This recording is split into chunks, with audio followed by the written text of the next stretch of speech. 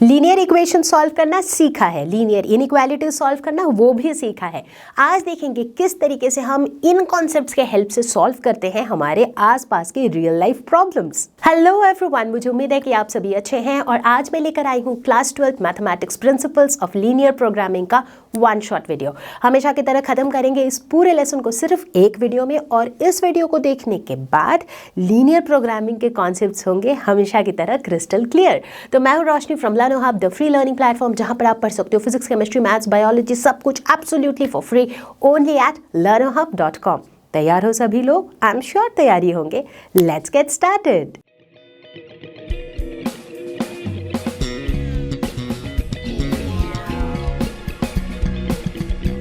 सबसे पहला सवाल दिमाग में यही आता है कि व्हाट इज लीनियर प्रोग्रामिंग।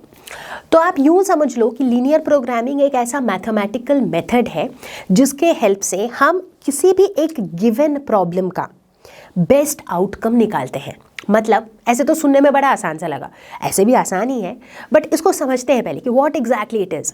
मान लो कि आपके पास कोई एक गिवन मैथमेटिकल मॉडल है, मतलब कोई एक गिवन रियल लाइफ प्रॉब्लम है। उस रियल लाइफ प्रॉब्लम में हमारी जितनी भी रियल लाइफ सिचुएशंस होती है उसमें बहुत सारे कंस्ट्रेंट्स होते हैं, बहुत सारी कंडीशंस होती हैं। उन कंडीशंस या कंस्ट्रेंट्स को सेटिस्फाई करते हुए जब हम किसी एक फंक्शन का ऑप्टिमल वैल्यू निकालते हैं। अब देखो यहाँ पे मैंने एक नया टर्म यूज़ कर दिया, ऑप्टिमल वैल्यू। मतलब जब हम किसी फंक्शन का मैक्सिमम या मिनिमम वैल्यू निकालते हैं। जैसे मान लो कोई एक सिचुएशन है, किसी दुकानदार की कहानी है कि भाई उसके पास इतने ही पैसे हैं, वो इतना ही सामान खरीद सकता है वगैरह वगैरह। अब किस सिचुएशन में वो मैक्सिमम प्रॉफिट करेगा या फिर किस सिचुएशन में वो कम से कम मिनिमम पैसे में सामान खरीद लेगा।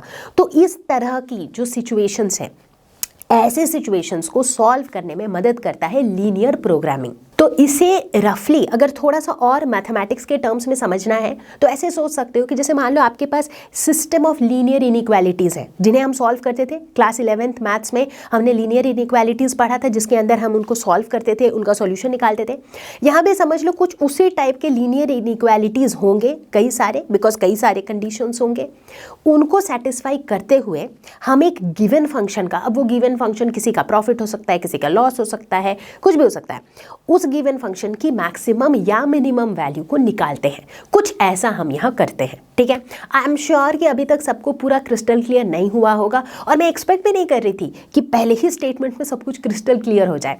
तो चलो अब हम लेंगे एक एग्जाम्पल जो आपके टेक्स्ट बुक में भी दिया हुआ है, जिससे आप बड़ी आसानी से रिलेट कर पाओगे, because it is a real life problem. तो इस एग्जाम्पल को देखने के बाद आपको आइडिया लग जाएगा what purpose exactly linear programming solves. तो चलो अब एक एग्जाम्पल लेते हैं, रादर एक कहानी सुनते हैं एक फर्नीचर डीलर की।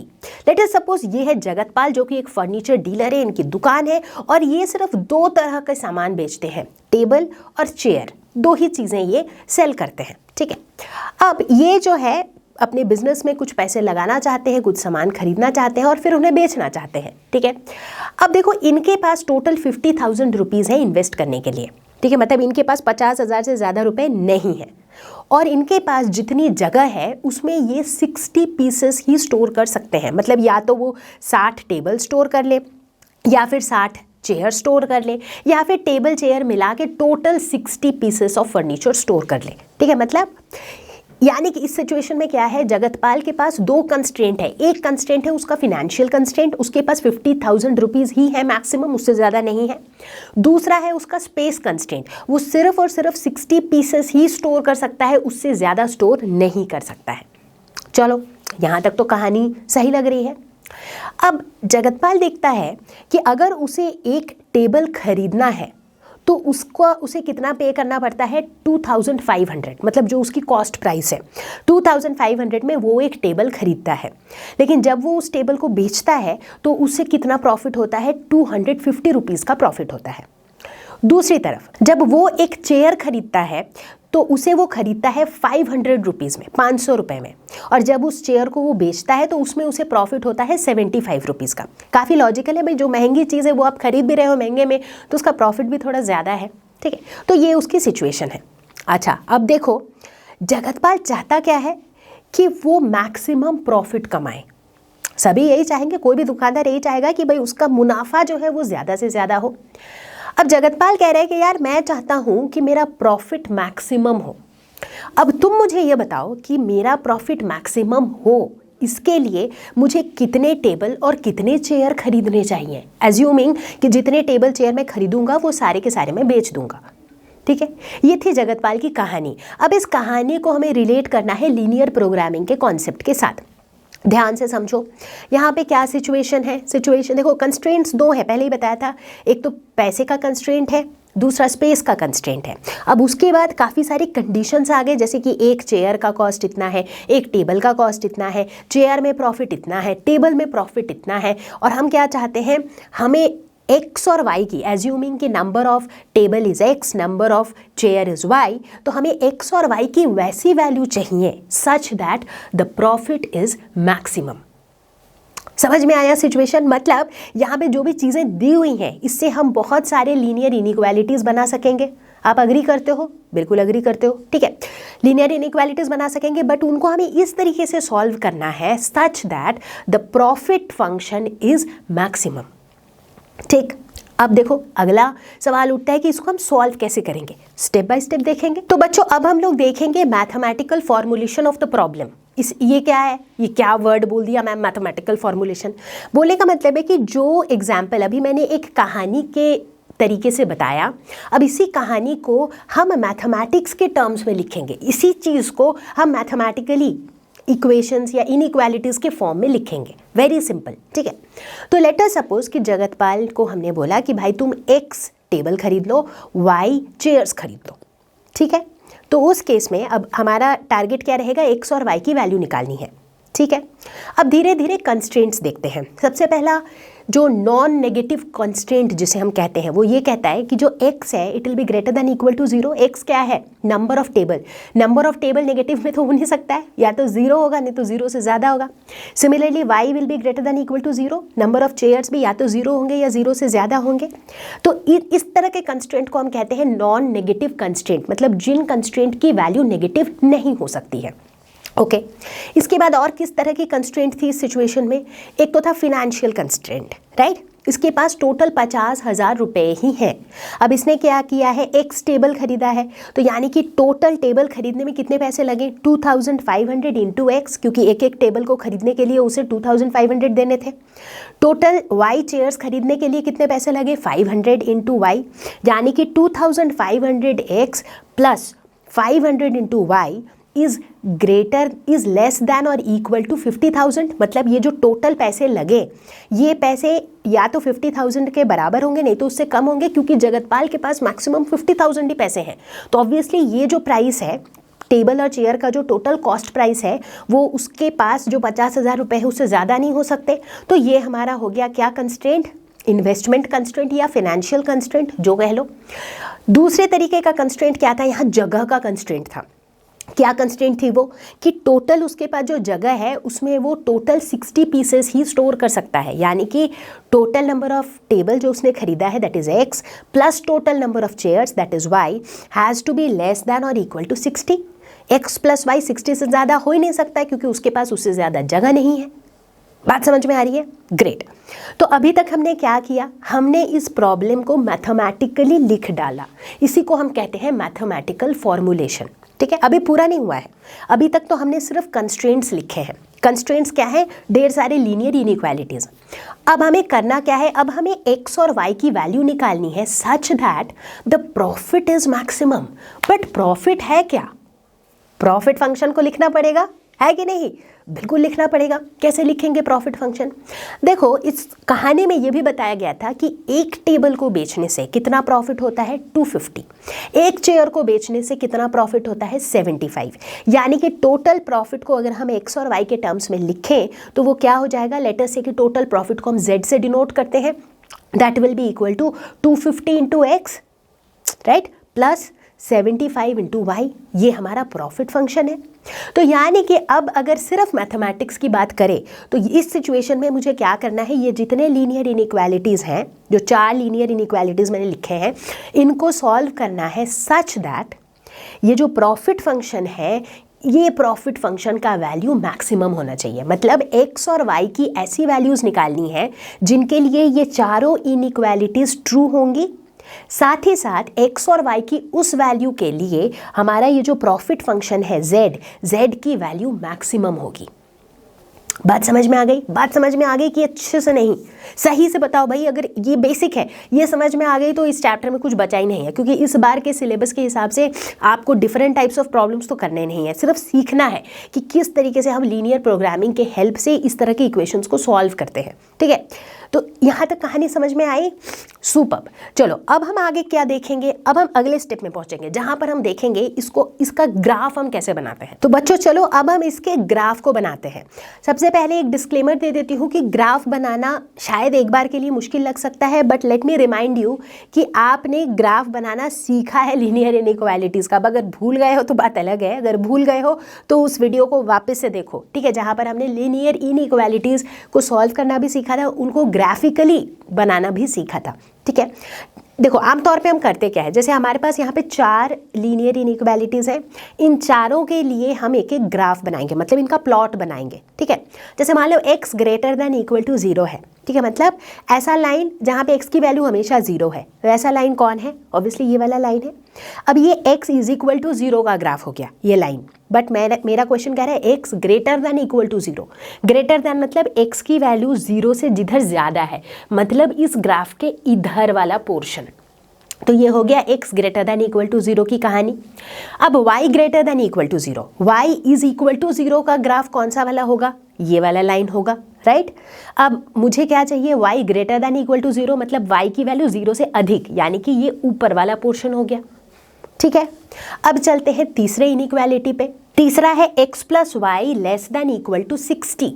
ठीक है, तो सबसे पहले क्या करोगे? x plus y is equal to 60 का ग्राफ बनाओगे। कैसे बनाते हैं? वेरी सिंपल, x की 3-4 वैल्यूज ले लो, जैसे x की वैल्यू 0, 1, 2, 3, उसके कॉरेस्पॉन्डिंग y की वैल्यूज क्या होंगी वो निकाल लो और फिर उन पॉइंट्स को इस ग्राफ पे प्लॉट कर दो। Very very simple. ठीक है, ऐसे ही तो ग्राफ बनाते हैं।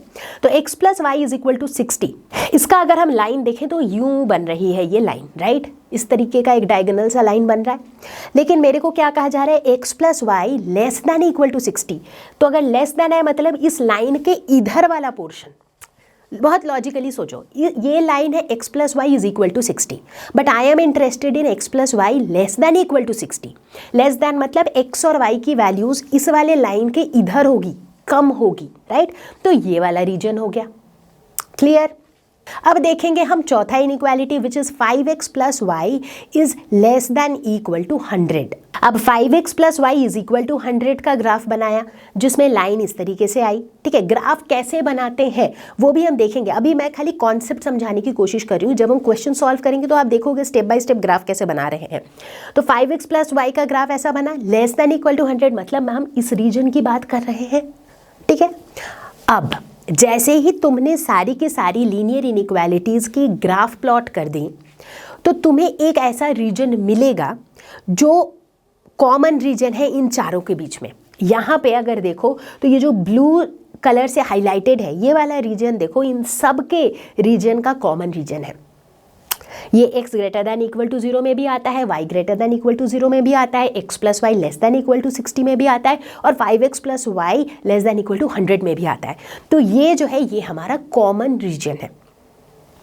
अब आता है असली मज़ा। ठीक है, यहाँ तक तो ये ग्राफ प्लॉट करना तो is something that you have already learned, यहाँ पर तो बस रिकैप हुआ। अब इसके बाद आएगा लीनियर प्रोग्रामिंग का कॉन्सेप्ट कि इस ग्राफ को इंटरप्रेट कैसे करेंगे। अब बच्चों जैसे ही हम इस ग्राफ को देखते हैं तो हम नोटिस करते हैं, सबसे पहले हमारा ध्यान किस पे जाता है? कॉमन रीजन पे। कॉमन रीजन का लॉजिकली मतलब क्या है? मतलब ये इन चारों इनइक्वालिटीज़ का कॉमन रीजन है। ये कॉमन रीजन ऐसा रीजन है जहाँ पे लाई करने वाला कोई भी पॉइंट इन चारों इनइक्वालिटीज़ को सेटिस्फाई करेगा एग्जैक्टली। तो इस कॉमन रीजन को हम कहते हैं फीजिबल रीजन। फीजिबल रीजन मतलब ये वाले रीजन के अंदर फीजिबल सॉल्यूशंस है। फीजिबल वर्ड का मतलब क्या होता है? समथिंग दैट इज पॉसिबल, जो जिसका होना पॉसिबल है। इसका मतलब इस फीजिबल रीजन के अंदर जो भी वैल्यूज़ हैं वो सारे वैल्यूज़ इन इक्वालिटीज़ को सॉल्व करेंगे, मतलब इन इक्वालिटीज़ के लिए ट्रू होंगे बेसिकली। ठीक है, और इस फीजिबल रीजन के अंदर एक्स वाई की जो भी वैल्यूज़ हैं उन्हें हम कहते हैं फीजिबल सॉल्यूशन। ठीक है, मतलब ये जो है इस गिवन सेट ऑफ इनइक्वालिटीज के पॉसिबल सॉल्यूशंस हैं। ठीक उसी तरीके से ये कॉमन रीजन के बाहर का जो भी रीजन आपको दिख रहा है वो सारा क्या है, इनफीजिबल रीजन, और उनमें लाई करने वाले सभी पॉइंट्स क्या है, इनफीजिबल सॉल्यूशन। ठीक, यहाँ तक क्लियर है, यहाँ तक सिंपल था। अब what we are interested in is optimal solution. हम लोग किस चीज़ में इंटरेस्टेड है, हमारा इंटरेस्ट है ऑप्टिमल सॉल्यूशन में, यानी कि हम ऐसा सॉल्यूशन ढूंढ रहे हैं जो फिजिबल तो हो ही, फिजिबल तो होना ही पड़ेगा तभी तो वो चारों इनइक्वालिटीज़ को सॉल्व करेगा, फिजिबल तो हो ही साथ उन वैल्यूज़ के लिए जो हमारा ऑब्जेक्टिव फंक्शन है उसकी वैल्यू मैक्सिमम या मिनिमम हो। हमारा ऑब्जेक्टिव फंक्शन कौन है, बताओ कौन है हमारा ऑब्जेक्टिव फंक्शन। जैसे इस सिचुएशन में हमारे एग्जाम्पल के केस में जो हमारा प्रॉफिट फंक्शन है जिसे हमने z इज इक्वल टू करके लिख रखा है, that is our objective function. Objective क्यों, क्योंकि हमारा ऑब्जेक्टिव क्या है कि इस फंक्शन की वैल्यू मैक्सिमम हो, राइट, इसीलिए that is called objective function. ठीक है, तो वैसे वाले फीजिबल सॉल्यूशंस जिनके लिए हमारे ऑब्जेक्टिव फंक्शन का जो वैल्यू है वो मैक्सिमम या मिनिमम होता है, उन्हें हम क्या कहते हैं, उन्हें हम कहते हैं ऑप्टिमल सॉल्यूशन। अब सारी जो कॉम्प्लेक्सिटी है that is around this optimal solution. हालांकि इतना कॉम्प्लेक्स है नहीं, मैं बस बता रही हूँ। ठीक है, स्टेप बाय स्टेप समझेंगे तो सब आसान लगेगा। ठीक है, तो हमारा फोकस किस पे है, ऑप्टिमल सॉल्यूशन पे। अब अगली सोचने वाली बात यह है कि ये ऑप्टिमल सॉल्यूशन मुझे किधर मिलेगा। चूंकि ये ऑप्टिमल सॉल्यूशन को भी फिजिबल सॉल्यूशन तो होना है, तो इसका मतलब ये कहीं तो फिजिबल रीजन में ही मिलेगा, बट एग्जैक्टली कहाँ मिलेगा। तो बेसिकली ये ऑप्टिमल सॉल्यूशन हमें मिलते हैं eight the corner points of the feasible region. Corner points हम किसको कहते हैं, जैसे देखो यहाँ पे जो ये फिजिबल रीजन है, ब्लू कलर का शेडेड रीजन, इस रीजन के अगर आप ध्यान से देखो तो 1 2 3 4 कॉर्नर पॉइंट्स हैं इसके। ठीक है, ये कॉर्नर पॉइंट्स क्या सिग्निफाई कर रहे हैं, अगर आप बड़े ध्यान से देखो, ये कॉर्नर पॉइंट्स ये बता रहे हैं कि ये वाला पॉइंट फिजिबल रीजन का पार्ट तो है ही, विच इज़ ग्रेट, बट ये 4 पॉइंट्स चारों एक्सट्रीम एंड्स को दिखा रहे हैं। मतलब ये जो कॉमन रीजन है ना, कॉमन रीजन की शुरुआत जहाँ से हो रही है वहाँ भी एक कॉर्नर पॉइंट है, इधर की तरफ वो मैक्सिमम जहाँ तक जा रहा है वहाँ पे एक कॉर्नर पॉइंट है, ऊपर की तरफ मैक्सिमम जहाँ तक जा रहा है वहाँ एक कॉर्नर पॉइंट है, इधर की तरफ मैक्सिमम जहाँ तक जा रहा है वहाँ एक कॉर्नर पॉइंट है। यानी कि ये जो 4 जो कॉर्नर्स हैं, ये चारों कॉर्नर्स इनके 4 एक्सट्रीम एंड्स को दिखा रहा है। एक्सट्रीम एंड्स किसी भी रीजन का क्या होता है, शुरुआत का extreme and is minimum value, and की तरफ का एंड पॉइंट जो है दैट इज मैक्सिमम वैल्यू। तो यानी कि ये जो कॉर्नर पॉइंट्स हैं ये हमें क्या दे सकते हैं, ये हमें वैसे वैल्यूज दे सकते हैं जब हमारा ऑब्जेक्टिव फंक्शन का वैल्यू मैक्सिमम या मिनिमम हो। बात समझ में, लॉजिकली समझो, लॉजिकली समझो। मुझे पता है कि काफ़ी बच्चों ने इसको स्टेप बाय स्टेप याद रखा होगा कि ऐसा हुआ तो ऑप्टिमल, ऐसा हुआ तो फिजिबल, ऐसा हुआ तो इनफिजिबल। रटना नहीं है, समझना है, लॉजिकली समझना है। जब इसको लॉजिकली समझोगे ना तो क्वेश्चंस करने में एक अलग लेवल का मजा आएगा। ठीक है ना, तो अब ये ग्राफ से समझ में आ गया कि क्यों कॉर्नर पॉइंट्स पे हमको ऑप्टिमल सॉल्यूशन मिलता है। अब यहाँ पर एग्जैक्टली कैसे हम इन वैल्यूज को निकालते हैं उसके लिए हम फटाफट से देख लेंगे 2 थ्योरम्स। तो बच्चों अगर हम लोग सबसे पहला थ्योरम देखें which is our theorem number 1, तो ये थ्योरम क्या कहता है। ज़्यादा ना थ्योरम के वर्डिंग्स पे नहीं जाना है क्योंकि रट के कुछ लिखना तो है नहीं थ्योरम, है ना।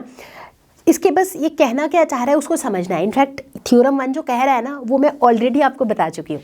चलो फिर भी एक बार पढ़ लेते हैं। Let R be the feasible region. R मतलब फिजिबल रीजन कौन सा है, ये ब्लू वाला रीजन जो हमने पहले भी देखा था, ब्लू कलर का शेडेड रीजन हमारा फिजिबल रीजन है। Okay, for a linear programming problem and let z is equal to ax plus by be the objective function. Objective function हमारे केस में, अभी हमारा जो एग्जाम्पल अभी तक चल रहा था उस केस में ये ऑब्जेक्टिव फंक्शन कौन सा वाला फंक्शन था, जो प्रॉफिट का फंक्शन था, है ना, जिसको हमने लिखा था z is equal to 250 into x plus 75 into y, right, वो हमारा ऑब्जेक्टिव फंक्शन था। ठीक है, optimal value must occur at a corner point of the feasible region. Corner point कह लो या फिर वर्टेक्स कह लो, ये बात मैंने ऑलरेडी बता दी है, ये बात मैंने समझा भी दी है, राइट, कि ऐसा क्यों होता है कि ऑप्टिमल रीजन पे की वर्टिसेस पे या फिर कॉर्नर पॉइंट्स पे हमारे ऑप्टिमल पॉइंट्स लाई करते हैं। समझा भी दिया मैंने, क्योंकि ये क्या होते हैं, एक्सट्रीम पॉइंट्स, कॉर्नर्स होते हैं, तो वहाँ पे या तो मिनिमम या मैक्सिमम वैल्यूज होंगी, है ना। तो अब एक बार इसको फिर से देखते हैं। तो यहाँ पे देखो इसके कौन कौन से कॉर्नर पॉइंट्स हैं। ये है तुम्हारा कॉमन रीजन या फिर फिजिबल रीजन, इसके कॉर्नर पॉइंट क्या क्या है, एक तो ए है, एक यहाँ पे बी है, एक यहाँ पे सी है, एक बोलने को ये भी कॉर्नर पॉइंट है, राइट। ये सारे कॉर्नर पॉइंट्स हैं, ठीक है। ये कॉर्नर पॉइंट्स पे हम क्या देखेंगे, हम लोग चेक क्या करते हैं, ये कॉर्नर पॉइंट्स की जो भी वैल्यूज़ हैं, फॉर एग्जांपल जो पॉइंट ए है इसके कोऑर्डिनेट्स क्या है, देखो इसका एक्स एक्सिस क्या है 20 है और वाई एक्सिस 0, मतलब 20, 0। फिर जो दूसरा कॉर्नर पॉइंट है लेट अस से बी, इसका कोऑर्डिनेट्स क्या है 10, 50। तीसरा कोऑर्डिनेट पॉइंट सी, मतलब कॉर्नर पॉइंट वो क्या है 0, 60।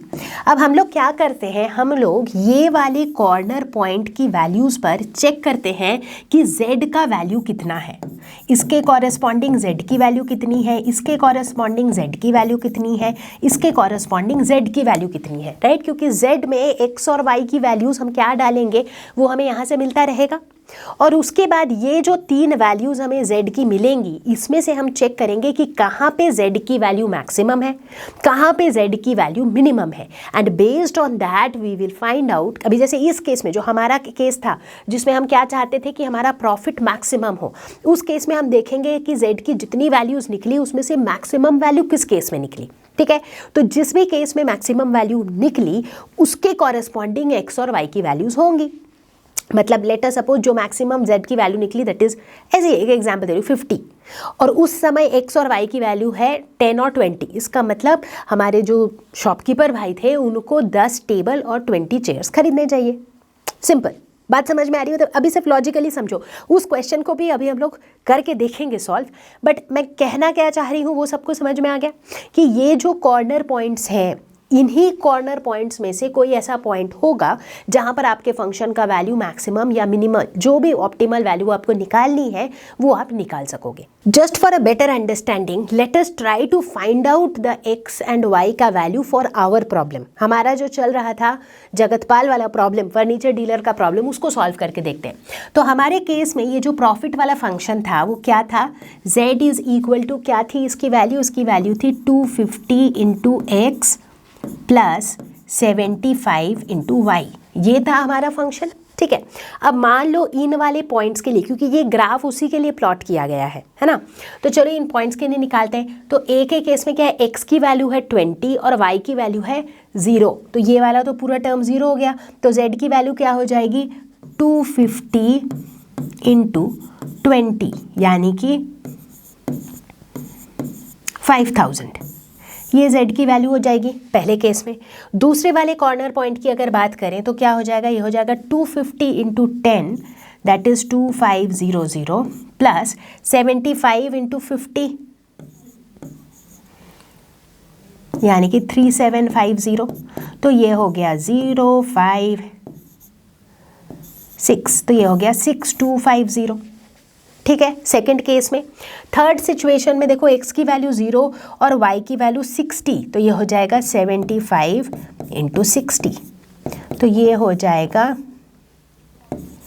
4500, ठीक है।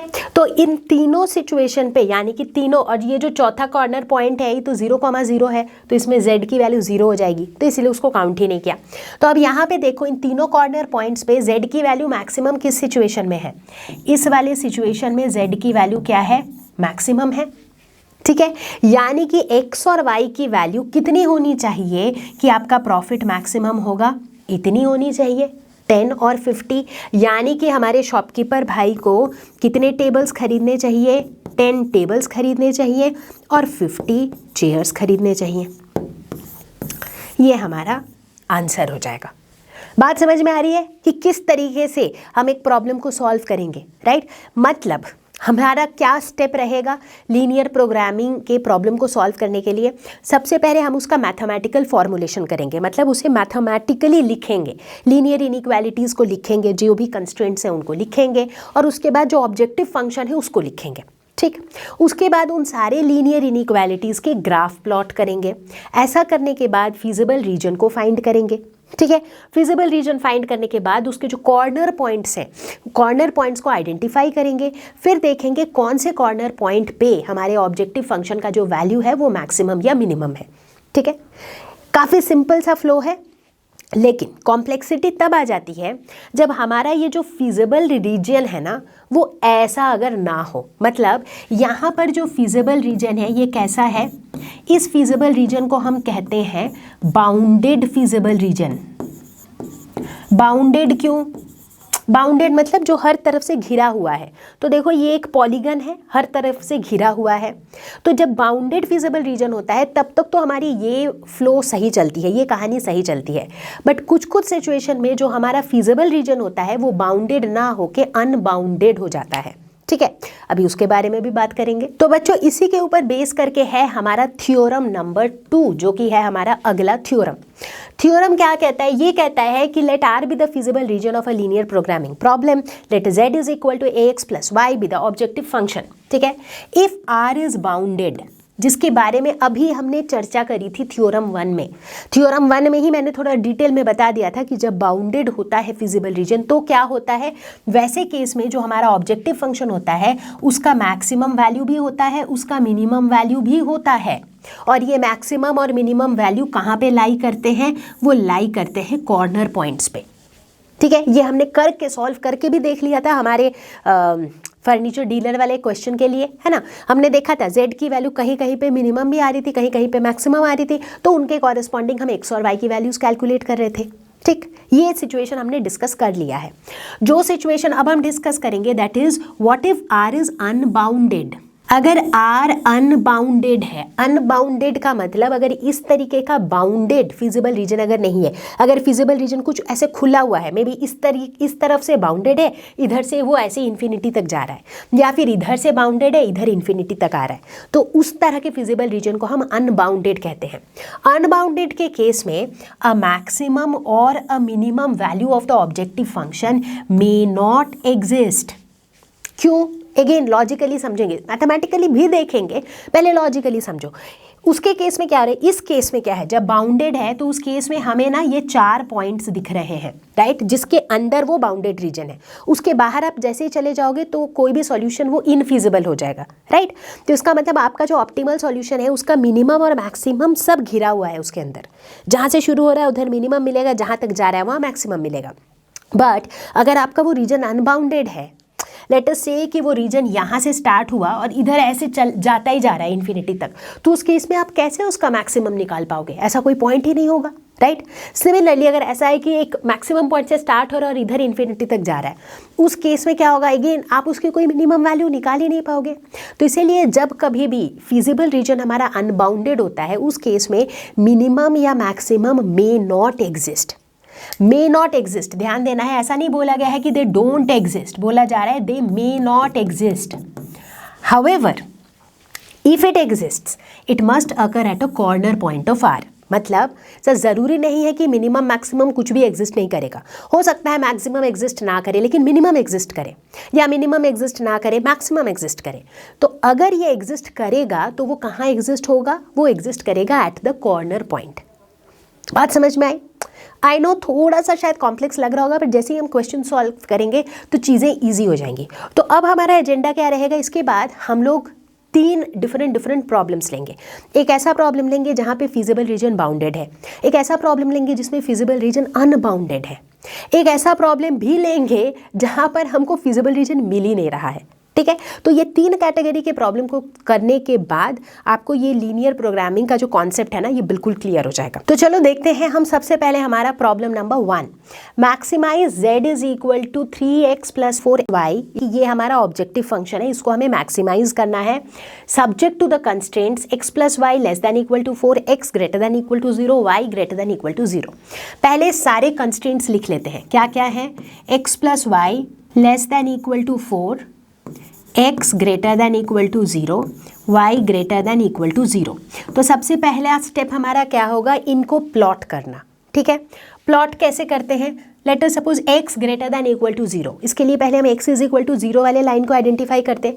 कौन सा लाइन है जहाँ पे x की वैल्यू हमेशा 0 ही है? देखो ये वाली लाइन है। So this is your x is equal to 0, but मुझे x इज इक्वल टू 0 नहीं चाहिए, x इज ग्रेटर दैन और इक्वल टू 0। मतलब हम इस वाले रीजन की बात कर रहे हैं, इधर वाले रीजन की। ठीक है।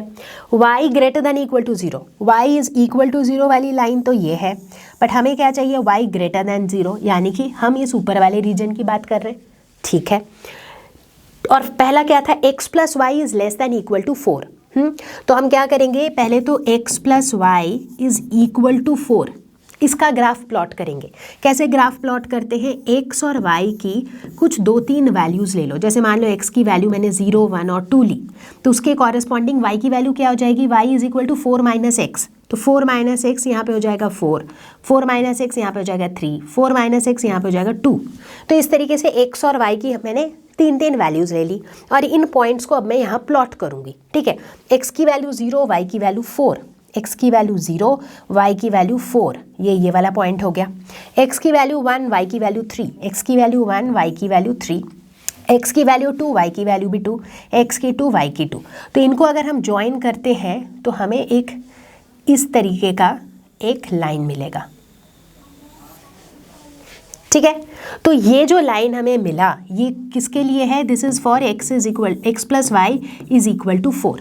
बट हमें x plus y is equal to 4 तो चाहिए नहीं था, हमें क्या चाहिए था, x plus y less than equal to 4, यानी कि ये वाले लाइन के नीचे वाला पोर्शन, राइट, ये वाला पोर्शन इधर वाला।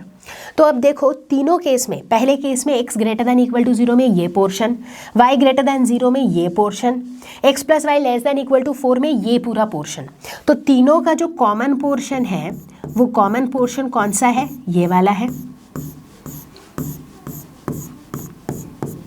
तो यानी कि ये जो कॉमन पोर्शन है ये क्या है, this is your feasible reason, ठीक है। यहां तक कोई डाउट नहीं। अब क्या ये फीजिबल रीजन बाउंडेड है, बिल्कुल बाउंडेड है, साफ साफ दिख रहा है, एक ट्रायंगल के फॉर्म में है, ओके चलो यहाँ तक भी सही है। अब अगर ये फीजिबल रीजन बाउंडेड है तो यहाँ पे आप लिख सकते हो कि यहाँ पर जो मेरा फीजिबल रीजन है ये किस तरीके का है, ये है बाउंडेड। चूँकि यहाँ पे ये बाउंडेड है तो हम इसके कॉर्नर पॉइंट्स की बात कर सकते हैं, बिल्कुल बात कर सकते हैं। तो सबसे पहले आइडेंटिफाई करेंगे इनके कॉर्नर पॉइंट्स कौन कौन से हैं। एक तो ये कॉर्नर पॉइंट है, एक ये कॉर्नर पॉइंट है, एक ये कॉर्नर पॉइंट है, ठीक है। इसको तो हटा ही देते हैं, 0 0 है तो कोई भी ऑब्जेक्टिव फंक्शन का वैल्यू भी जो है क्या आ जाएगा, 0 ही आ जाएगा, ठीक है। ये दोनों कॉर्नर पॉइंट्स को ले सकते हैं। तो ये वाला कॉर्नर पॉइंट का कोऑर्डिनेट क्या है, x की वैल्यू 0 है, y की वैल्यू 4 है। इसका क्या है, इसका है x की वैल्यू 4 है, y की वैल्यू 0 है, ठीक है। तो कॉर्नर पॉइंट्स कौन कौन सा हो गया, एक हो गया 0,4, दूसरा हो गया 4,0, ठीक है। अब इन कॉर्नर पॉइंट्स के लिए, इन दोनों कॉर्नर पॉइंट्स पे हम z की वैल्यू निकालेंगे, ऐसा ही तो हम करते थे। तो इस कॉर्नर पॉइंट पे z की वैल्यू क्या हो जाएगी, देखो z क्या है, 3x प्लस 4y, इसको भूलने से नहीं चलेगा, दिस इज मोस्ट क्रिटिकल। तो ये हो जाएगा 3 into 0 plus 4 into y, y भी 4 है तो इसकी वैल्यू आ गई 4 4 16।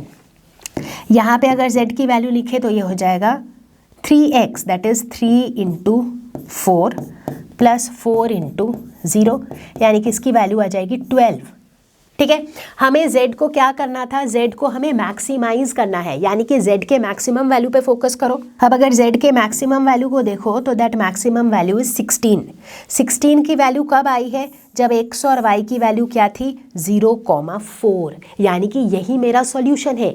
जब x इज इक्वल टू 0 और y इज इक्वल टू 4 होगा, वैसे केस में ये सारे गिवन कंस्ट्रेंट्स भी सेटिस्फाई होंगे और ये जो फंक्शन z है इसकी वैल्यू भी मैक्सिमम होगी। यानी कि हम इसका कंक्लूडिंग स्टेटमेंट लिख सकते हैं कि maximum value of function z is equal to 16 is attained at 0,4, ठीक है। इनफैक्ट x और y के जो वैल्यूज होते हैं, x और y को हम क्या कहते हैं, हम इन्हें डिसीजन वेरिएबल्स कहते हैं, क्योंकि इनकी ये वेरिएबल्स तो हैं ही, और जैसे जैसे इनकी वैल्यूज चेंज होती रहती हैं वैसे वैसे ओवरऑल जो डिसीजन है वो चेंज होते रहता है, इनको हम डिसीजन वेरिएबल्स कहते हैं, ठीक है।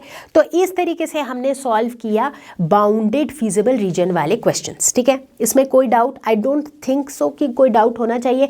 By the way I hope that आप मेरे साथ साथ इसको खुद भी सॉल्व कर रहे हो, क्योंकि सिर्फ सुनने से ना उतनी अच्छे से आप इसको रिटेन नहीं कर पाओगे, बट अगर साथ साथ करोगे तो रिटेंशन बहुत हाई होगा, ठीक है। तो चलो बच्चों, अब हम लोग देखेंगे हमारा प्रॉब्लम नंबर 2। यहाँ पे दिया गया है minimise z is equal to 3x plus, जो कि हमारा ऑब्जेक्टिव फंक्शन है, such that x plus 3y greater than equal to 3, x plus y greater than equal to 2, x comma y greater than equal to 0। ठीक है, ये हमारे constraints हैं। ठीक है, तो एक एक सबसे पहला स्टेप हमारा वही रहेगा कि हम इनके प्लॉट्स बनाएंगे पहले। ठीक है, तो लेट अस सपोज पहला इनइक्वालिटी पहले लेते हैं, x plus 3y greater than equal to 3। तो इसके लिए हम बनाएंगे किसका graph, x plus 3y is equal to 3 का। तो एक काम करते हैं, x और y की कुछ वैल्यूज़ ले लेते हैं प्लॉट बनाने के लिए। ठीक है, तो लेट अस सपोज हमने x की एक वैल्यू ली 0, ठीक है, दूसरी वैल्यू हमने ली 3, तीसरी वैल्यू हमने ली 6। ऐसे वैल्यूज़ इसलिए लिए ताकि y के वैल्यूज़ थोड़े से आसान वाले निकले, क्योंकि यहाँ से देखो ना y की वैल्यू क्या हो जाएगी, 3 माइनस एक्स डिवाइडेड बाई 3। तो 3 माइनस 0 डिवाइडेड बाई 3 हो जाएगा 1, 3 माइनस 3 डिवाइडेड बाई 3 हो जाएगा 0, 3 माइनस 6 डिवाइडेड बाई 3 हो जाएगा -1। ठीक है, तो अब इसको प्लॉट कर सकते हैं। जब x की वैल्यू 0 है तो y की वैल्यू 1 है, ये पॉइंट हो गया। x जब 3 है तो y की वैल्यू 0 है, ये वाला पॉइंट हो गया। x जब 6 है तो y की वैल्यू -1 है, तो ये वाला पॉइंट हो गया। अब अगर हम इन तीनों पॉइंट को ज्वाइन कर दें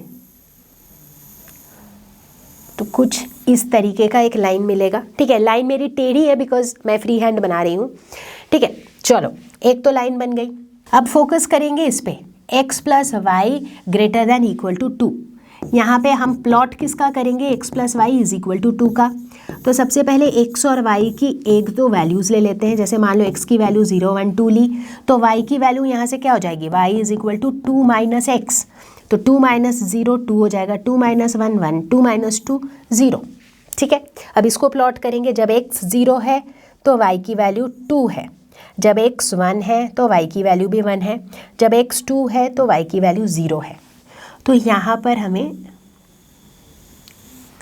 ऐसा वाला ग्राफ मिल जाएगा, प्लॉट मिल जाएगा। ठीक है, अब इनके रीजन देखना ज़रूरी है। x plus y is equal to 2 के लिए तो ये वाला लाइन हो गया, x plus y is equal to 2। But मुझे क्या चाहिए, x plus y is greater than equal to 2, यानी कि ग्रेटर दैन के लिए हम इधर वाले रीजन की बात कर रहे हैं, इस लाइन के ऊपर वाले रीजन की बात कर रहे हैं हम। ठीक है, ओके।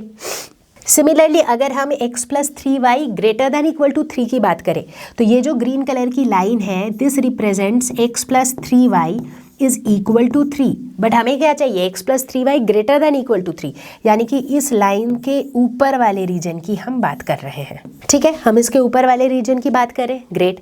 इसके अलावा क्या है, x greater than equal to 0, x greater than equal to 0 मतलब ये वाला region, y greater than equal to 0 मतलब ये वाला रीजन।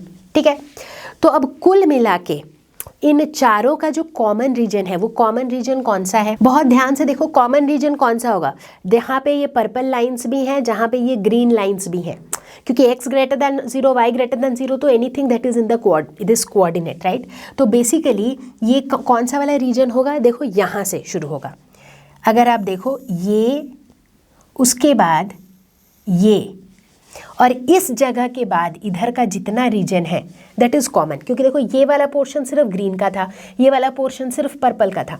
बट इस वाले रीजन के बाद से, मतलब यहाँ से और उसके बाद यूं, सिमिलरली यहाँ से और उसके बाद यूं, मतलब इधर का ये पूरा, इधर का जो ये पूरा रीजन है ना, जिसको मैंने रेड डॉट से दिखाया है। एंड प्लीज नोट कि ये बाउंडेड नहीं है, देखो क्यों कहीं पे दिख रहा है, कहाँ पे जाके ख़त्म हो रहा है वो पता नहीं, इसके ऊपर का पूरा रीजन, राइट। तो इसका मतलब ये जो मेरा फीजिबल रीजन है जिसको हमने ये रेड डॉट से शो किया है, ये किस तरीके का फीजिबल रीजन है, this is unbounded feasible reason. Now this is very very important. बहुत बार लोग अनबाउंडेड वाले केस में ना फिजिबल रीजन आइडेंटिफाई ही नहीं कर पाते हैं, बट एटलीस्ट हम आइडेंटिफाई कर पाए हैं। तो हमें क्या दिख रहा है कि ऊपर की तरफ, उधर की तरफ कहाँ तक जा रहा है हमें पता ही नहीं, क्योंकि कोई उधर से कोई बाउंडेशन है ही नहीं। लेकिन इधर के तरफ ये इन्फिनिटी तक नहीं जा रहा है, इधर के तरफ अगर आप देखो तो यहाँ से ये बाउंडेड है, राइट यहाँ से जो है ना ये बंधा हुआ है, यानी कि इस तरफ इसके कॉर्नर पॉइंट्स हैं एग्जैक्टली। तो जैसा कि मैंने पहले बताया था कि जैसे ही अनबाउंडेड फिजिबल रीजन होता है थ्योरम नंबर 2 के हिसाब से, उस केस में मिनिमा या maxima may not exist, but अगर वो एग्जिस्ट करेंगे तो वो कहाँ पे एग्जिस्ट करेंगे, कॉर्नर पॉइंट्स पे। तो अब इसी बात पे थोड़ा सा और एक स्टेप आगे बढ़ेंगे हम हमारे अनबाउंडेड रीजन के थ्योरम पर। तो प्यारे बच्चों, हमारा थ्योरम नंबर 2 ये कहता था कि अगर हमारा अनबाउंडेड फिजिबल रीजन है उस केस में मिनिमा या मैक्सिमा मे नॉट एग्जिस्ट, हालांकि अगर ये एग्जिस्ट करते हैं तो they will occur at the corner point of R. ठीक है, अब देखो ऐसे सिचुएशन में हम मिनिमा या मैक्सिमा की वैल्यू निकालते कैसे हैं। ठीक है, लेट अस एज्यूम हम कैपिटल M से डिनोट करते हैं maximum value of Z। Z मतलब हमारा ऑब्जेक्टिव फंक्शन। कोई भी वैल्यू Z का मैक्सिमम वैल्यू तब होगा अगर, इसको बहुत अच्छे से समझना है, this is very very conceptual. ठीक है, if the open half plane determined by ax plus by greater than M has no point in common with the feasible region. इसको रटना बिल्कुल भी नहीं है, बार बार बता रही हूँ, बिल्कुल भी रटना नहीं है, इसको समझना है। इसके बोलने का मतलब है कि ठीक है, चलो मान लो कि ऐसा सिचुएशन हो गया, जैसे यही था हमारा पिछले वाला सिचुएशन जहाँ पे हमने क्या देखा कि इधर से जो है ना कॉर्नर पॉइंट्स हैं इसके, बट ऊपर की तरफ उधर की तरफ कॉर्नर पॉइंट्स नहीं है। ठीक है, जिससे लॉजिकली हम ये कह सकते हैं कि शायद इस सिचुएशन में इसकी मैक्सिमम वैल्यू नहीं होगी बट इसकी मिनिमम वैल्यू होगी, और मिनिमम वैल्यू इन्हीं में से किसी कॉर्नर पॉइंट पे लाई कर रही होगी। ठीक है, यही कहता है हमारा ये थ्योरम। बट इसको देखो हम निकालते कैसे हैं, हम क्या करते हैं, ये जो कॉर्नर पॉइंट्स हैं इन कॉर्नर पॉइंट्स पे ऑब्वियसली Z की वैल्यू निकालते हैं। ठीक है, उसके बाद हमें एक ऐसा पॉइंट मिलता है जहाँ पे Z की वैल्यू सबसे कम होती है, सबसे मिनिमम होती है। ठीक है, बट हम डायरेक्टली नहीं कह सकते हैं कि हाँ भाई वही हमारा मिनिमम पॉइंट वाला वैल्यू है।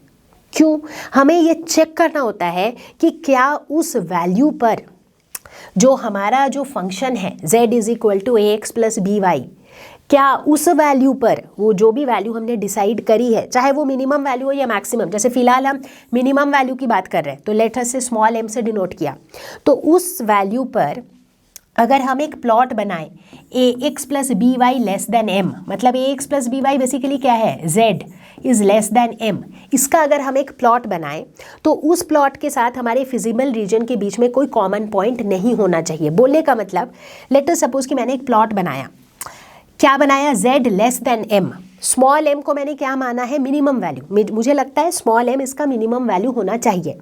तो उस केस में अगर तुम्हें सही लगता है तो उस केस में z लेस देन m का जो प्लॉट होगा वो तुम्हारे फिजिबल रीजन के साथ कॉमन में नहीं रहेगा। राइट, अगर कॉमन में नहीं रहा इसका मतलब तुम्हारे फिजिबल रीजन में z की जो मिनिमम वैल्यू है वो m ही है, क्योंकि m से नीचे की जो z की वैल्यूज़ हैं वो उस रीजन के बाहर है, उसका उस रीजन के साथ कुछ कॉमन पॉइंट नहीं है। बात समझ में आ रही है? जैसे यहाँ पर ये देखो, ये जो पूरा पर्पल वाला रीजन है ना, ये पूरा जिसको मैं अभी रेड से मार्क कर रही हूँ, ये क्या है, ये तुम्हारा फिजिबल रीजन है। ठीक है, अब लेट अस सपोज तुमने बोला कि इन तीनों में से कोई एक कॉर्नर पॉइंट है जहाँ पे z की वैल्यू मिनिमम है, तो तुम्हारा कहना है कि वही मेरा मिनिमम पॉइंट है, मतलब वही वो पॉइंट है जिसके लिए z की वैल्यू मिनिमम है। बट इसको वेरीफाई करने के लिए तुम क्या करोगे, तुम कहोगे कि ठीक है z लेस देन m, मतलब z लेस देन वो वाली वैल्यू का जो प्लॉट मेरा बनेगा वो प्लॉट कुछ इस तरीके से बनेगा कि वो इस फिजिबल रीजन के बाहर है, इस फिजिबल रीजन के नीचे है।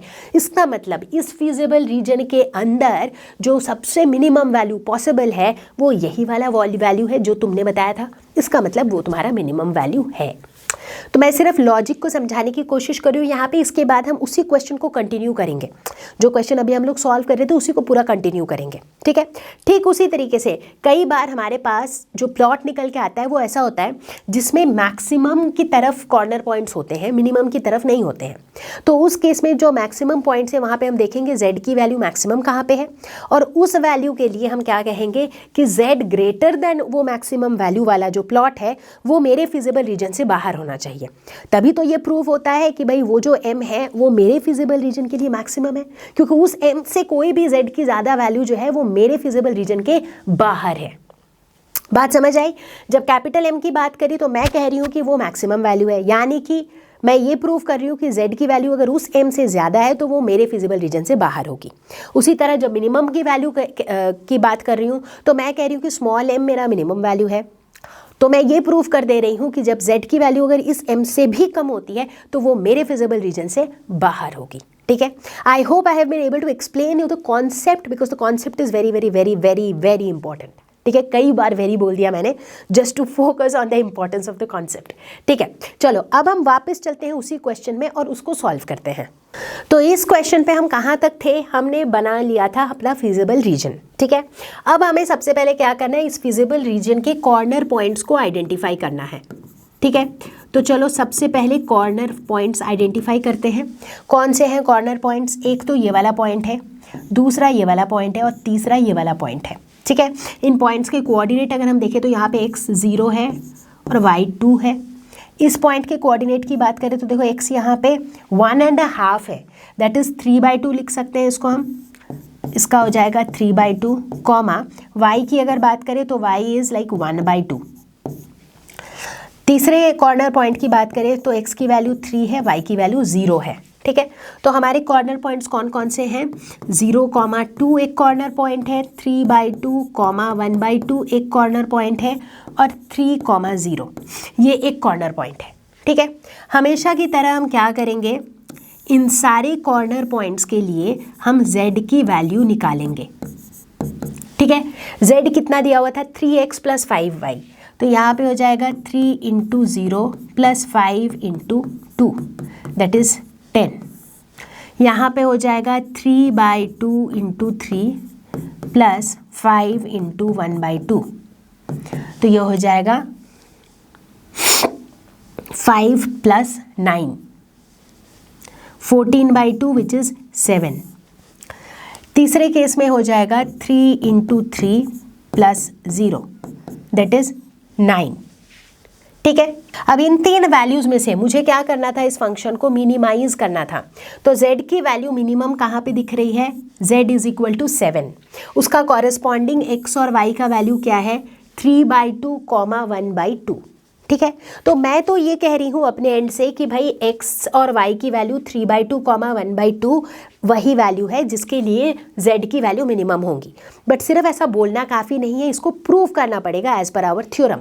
प्रूव कैसे करेंगे, हम कहेंगे कि ठीक है, ऐसा हम सच तभी मानेंगे जब तुम ये प्रूव कर दो कि z की वैल्यू अगर 7 से भी कम होती है, ठीक है, z < 7 की जो वैल्यू होगी वो तुम्हारी इस फिजिबल रीजन के बाहर होगी। मतलब z < 7 का जो इक्वेशन होगा which will be 3x + 5y < 7, इसका अगर तुम प्लॉट बनाओ तो इसका जो प्लॉट होगा, इस प्लॉट के साथ तुम्हारे फिजिबल रीजन में कुछ भी कॉमन नहीं रहेगा। अगर ऐसा होता है तो हम मान लेंगे कि हाँ z का मिनिमम वैल्यू 7 ही है और उसका कॉरेस्पॉन्डिंग x और y का वैल्यू 3/2, 1/2 है।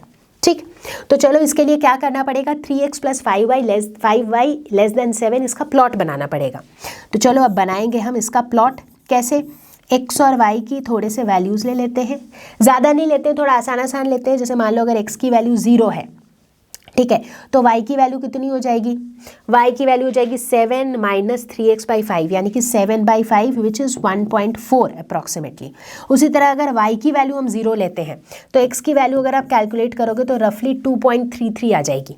ठीक है, just to keep things simpler for now. ठीक है, तो अगर इसका मैं प्लॉट बनाऊँ, x की वैल्यू 0 तो y की वैल्यू 2.33 समवेयर हियर, x की वैल्यू x की वैल्यू 0, y की value 1.4 somewhere here. Similarly y की वैल्यू जब 0 है तो x की वैल्यू है 2.33 समवेयर हियर। ठीक है, तो अब अगर ये जो दोनों पॉइंट्स हैं इनको अगर मैं ज्वाइन करती हूँ तो मैं क्या नोटिस करती हूँ, मुझे इस तरीके का एक लाइन मिलता है। ठीक है, मैंने थोड़ा डार्क से दिखाया है so that it is visible to you. ठीक है, ये जो लाइन है, this line is for 3x + 5y = 7, but मुझे क्या चाहिए, 3x + 5y < 7, यानी कि आई am interested in this portion, इधर वाला पोर्शन। ठीक है, अब बड़े ध्यान से देखो, क्या ये जो ब्लू लाइन से मैंने डिनोट किया इस पोर्शन के साथ ये रेड डॉटेड पोर्शन के बीच में कुछ कॉमन है, नहीं, कुछ भी कॉमन नहीं है।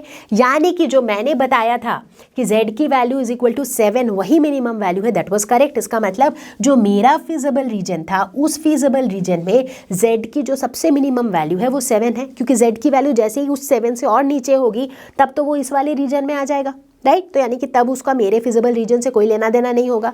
तो इसका मतलब है फॉर दिस पर्टिकुलर क्वेश्चन हमारा आंसर क्या हो जाएगा कि the minimum value of z is 7 which is attained at 3/2, 1/2 and that is our final answer. तो चलो बच्चों, अब हम देखते हैं एक तीसरा प्रॉब्लम जो कि एक नई कैटेगरी का प्रॉब्लम है। अभी तक तो हमने bounded feasible region, unbounded feasible region दोनों देख लिया।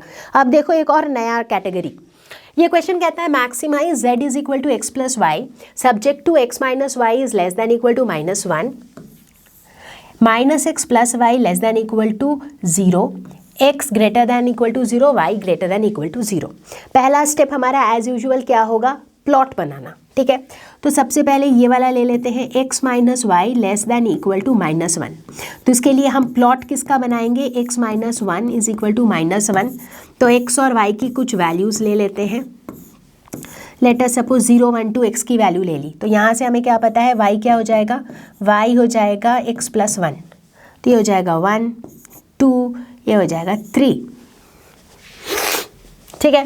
तो जब x की वैल्यू है 0 तो y की वैल्यू है 1, जब x की वैल्यू है 1 तो y की वैल्यू है 2, जब x की वैल्यू है 2 तो y की वैल्यू है 3। तो अगर हम इसे जोड़ दें तो हमें इस तरीके का एक लाइन मिल जाएगा। So this is for x minus y is equal to -1। But हमें कौन सा रीजन चाहिए, x minus y less than equal to -1। मतलब हमें क्या चाहिए, इसका लेस दैन वाला रीजन चाहिए, right. That means we are interested in ये वाला रीजन, ठीक है भाई। अब चलते हैं अगला इक्वेशन। तो अब हमारा फोकस हो जाएगा इस वाले पे, which is -x plus y is less than equal to 0। तो यानी कि हम प्लॉट किसके लिए कर रहे हैं, -x plus y is equal to 0, ठीक। तो x और y की कुछ वैल्यूज़ ले लेते हैं। लेटर से x की वैल्यू हमने 0, 1 और 2 ले ली, ठीक है। तो उस केस में y की वैल्यू क्या हो जाएगी, y is equal to x, तो y की वैल्यू भी 0, 1, 2 हो जाएगी। तो जब x की वैल्यू 0 है y की वैल्यू भी 0 है, x की वैल्यू 1 है y की वैल्यू 1 है, x की वैल्यू 2 है y की वैल्यू भी 2 है, ठीक है। तो इस केस में